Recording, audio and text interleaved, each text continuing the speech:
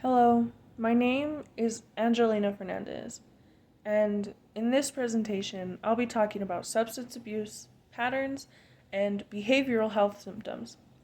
Now, all of my life, I've been surrounded around people that have used these substances.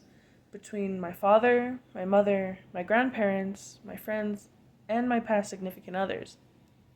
Now, with that being said, I've noticed some patterns with being addicted and changes in their overall behavior.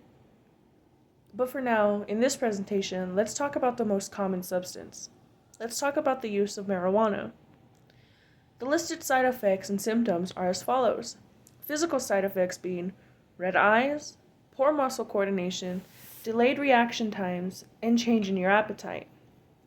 Mental and behavioral side effects being swift changes in your mood, going from completely happy to anxious and paranoid at the drop of a dime. Now, those are listed anywhere and everywhere around the internet. But let me list a few that I've noticed from my experiences as a bystander. Gain or loss of weight, change in their appetite, constant agitation, being overly happy, zoning out, lack of a thought process, not being able to follow in a conversation, and little to no reaction in the pain receptors. Now, the people that I've been surrounded by my entire life have shown a lot of these symptoms. Well, actually, to be frank, just about all of them. In my bystander experience, some of my friends have ended up developing eating disorders. They became reliant on the use of marijuana to eat. So now when they aren't high, their body completely rejects the food. When they try to eat when they aren't high, and honestly, they could be so completely hungry, the second they try to eat, they throw it up. If they aren't under the use of the substance, they are physically unable to consume any source of food. Another one of my friends was a bigger person in high school, if we're being honest. But now that they're in college, they got introduced to marijuana amongst other substances. And honestly, they've become addicted. This friend of mine actually had another bad experience with eating disorders. They would suppress the hunger of the munchies anytime and every time they got high, so that way they didn't gain any more weight.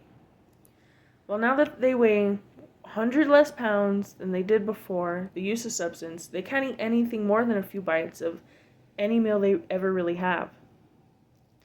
The same friend also had the side effect of constant agitation.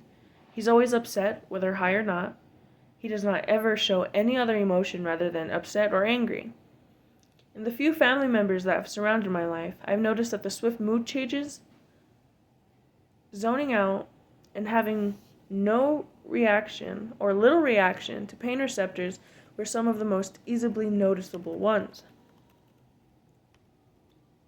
I think that smoking around your children at a young and a very impressionable age for them shows that it's okay to use those substances.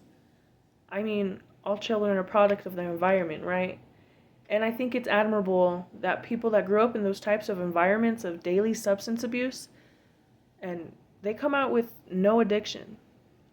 Simply telling your children to do as I say, not as I do, isn't going to impact what they think is okay if they've been growing up and raised around it their entire life.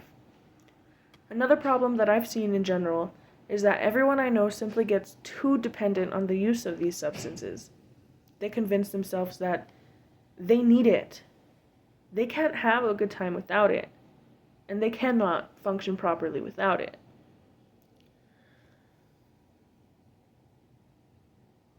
To which I believe is only half true. Yes, they are addicted. But they feel that way and they say these excuses to try to excuse their obvious addiction to it. They're trying to find a way when that it's okay to be addicted and it's okay to be dependent on something like this. I believe that substances aren't needed. They're solely wanted. These people aren't having mental changes. These people are having mental changes, physical and emotional changes, because they're addicted and don't want to see a problem with it. They see no reason that they should stop. I think that birds of a feather flock together. And if you're surrounding yourself with alike people with the same addiction or worse addictions as yours, then there is little to no way you're going to get better. Now, don't get me wrong, getting high with your friends or on your downtime occasionally isn't a bad thing. I believe it's a bad thing when you don't see a problem with spending more than $200 on a substance in a time duration of a month.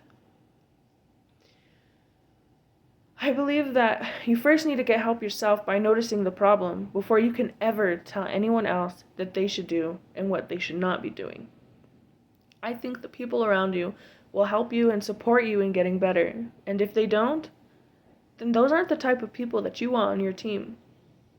Now, I hope by reading this, it inspired you to make a change or to tell others to make a change in their lives and their lifestyles.